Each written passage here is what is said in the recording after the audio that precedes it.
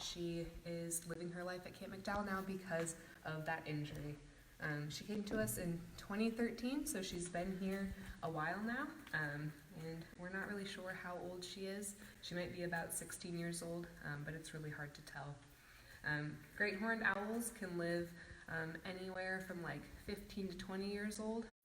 In the wild, the oldest recorded one was 28 years old, and so she's got a good bit of her life left, and I'm happy that she's here living with us at Camp McDowell. Something really awesome about owls, and you guys are probably noticing her do it a little bit because she is blind in that eye over there, is they get all the credit for being able to turn their head all the way around. Well, they can't actually turn their head all the way around, even though it appears that way. They can turn their head 270 degrees because they have 7 extra vertebrae in their neck. So they have 14 vertebrae in their neck, whereas we only have 7. And they can do that because their eyes are actually fixed into their skull, and so they can't move their eyes side to side. They can just keep them right where they are, which is pretty awesome. Hey y'all out there, we want to make sure that you're hearing Marika. Is everyone okay with audio?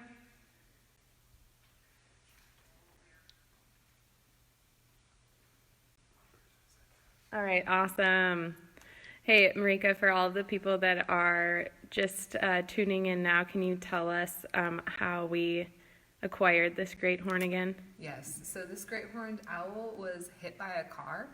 Like all the owls that we actually have here at camp, they were all hit by cars, and she is blind in her eye over here, and most likely the reason these owls were hit by cars is because there was trash left along the side of the road, and rodents, rabbits, skunks, things like that potentially came and ate that food by the side of the road, and then these guys started recognizing the road as their food source.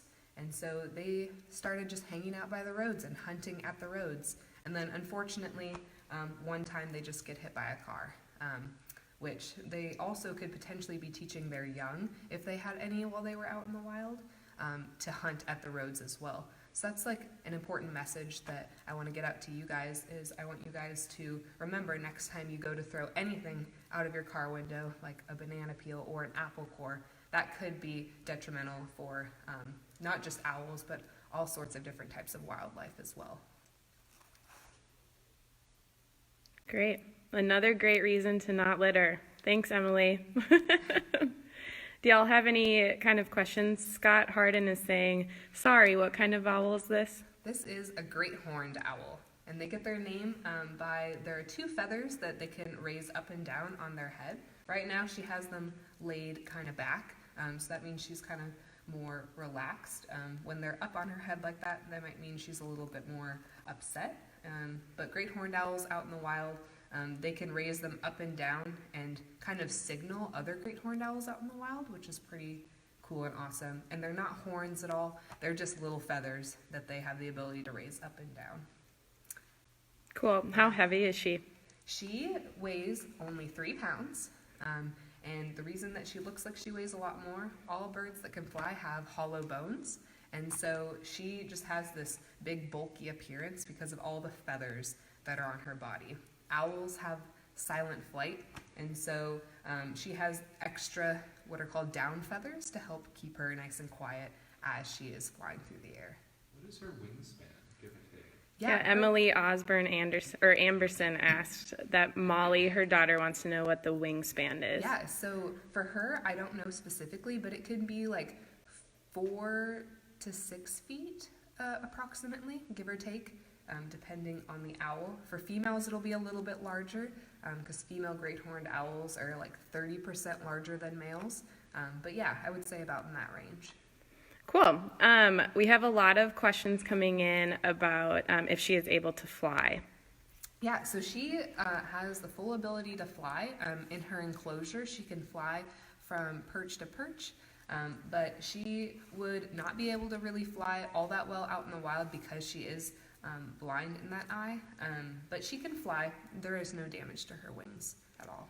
What is her habitat like here at Camp McDowell? Yeah, so she lives in an enclosure, which is also called a bird mew. And it's like a wooden structure that has a nest box that she can go in if it's raining or storming. She has multiple perches at different heights that she can hop on. She has some rocks near a big water bowl that she can bathe in if she chooses. So things like that. Awesome. We're getting a lot of questions about what does she eat. Ooh, awesome.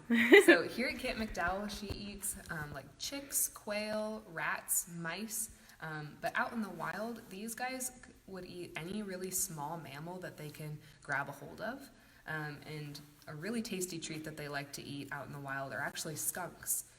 Great horned owls, they don't have a sense of smell, and so a skunk is a perfect meal for them.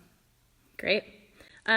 We have a question from Madison and Michaela, and they want to know about her legs. They have heard that they have long legs. I love this question. Yeah, they do actually really have long legs, and you can't really see them because of her feathers kind of laying over them, but her legs are probably like, I guess I can't really show you, but they go probably up to like here on her body. Yeah, but yeah, they do have pretty long legs. Great question, Madison and Michaela. We love that. Any other questions from y'all at home?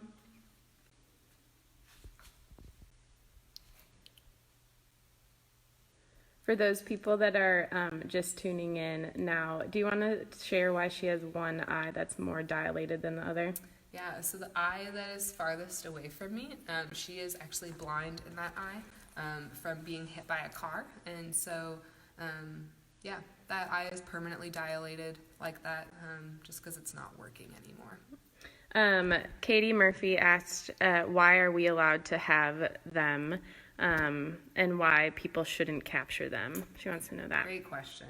Yeah, so we are allowed to have all of our birds of prey because we have a permit through the U.S. Fish and Wildlife Service, and we have a permit for educational programming.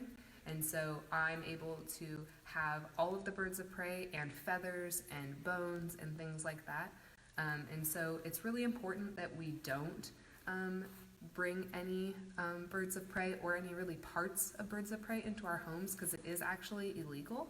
And you can get a pretty large fine from doing so. And so my suggestion to you guys, if you ever come across a bird of prey that you think might need some help, you can call a wildlife rehabilitation center and they'd be happy to point you in the right direction. And if you're close to Camp McDowell, you can even call me and I'll point you in the direction that you need to go. And I'd be more than happy to help out with that situation. Cool. A lot of people are asking, how old is the owl? Yeah, that's a great question. I would like to know as well. We don't know exactly how old she is. My guess would be like maybe around 16 years old. She was hit by the car when she was an adult, and so it's just really hard to tell. And we didn't get that information from the rehab center either, so they didn't really know either. Anna Wingo wants to know, what does her call sound like? It's like the classic who sound. I can't really do it all that well. Maybe if we're lucky, she'll do it while we're live here. That would be pretty awesome. Jan Patterson just asked, how often do they cough up pellets? Her class just dissected owl pellets. Cool, that's awesome. Anywhere from like 12 to 24 hours, they could be casting their pellets. It really just depends on what food they ate and like their digestive process. But for these guys, yeah, it's pretty regular. I clean out their homes every Monday and Thursday, and there's always pellets in there. And so 12 to 24 hours. Great. Yeah. Lauren Sanders is asking, Caroline would like to know how many owls Camp McDowell has altogether. We have 3. So we have our great horned owl here, and then we have 2 barred owls as well. Awesome. Yeah. And Katie is asking, what areas would it be camouflaged the best? Yeah, so these owls would probably be best. Oh, there you go. Wow. There's went Some to the poop. bathroom right in front of you guys. That's incredible. So cool. But these guys would be best camouflaged probably high up in a tree or maybe in like a cavity in a tree, so a giant hole. They have a really beautiful coloration that would kind of blend in with tree branches and the shading in the trees as well. And so, yeah, in the trees would be the best hiding place for these guys as far as camouflage goes. Great. Laura is asking, what are her defense mechanisms? That's a great question.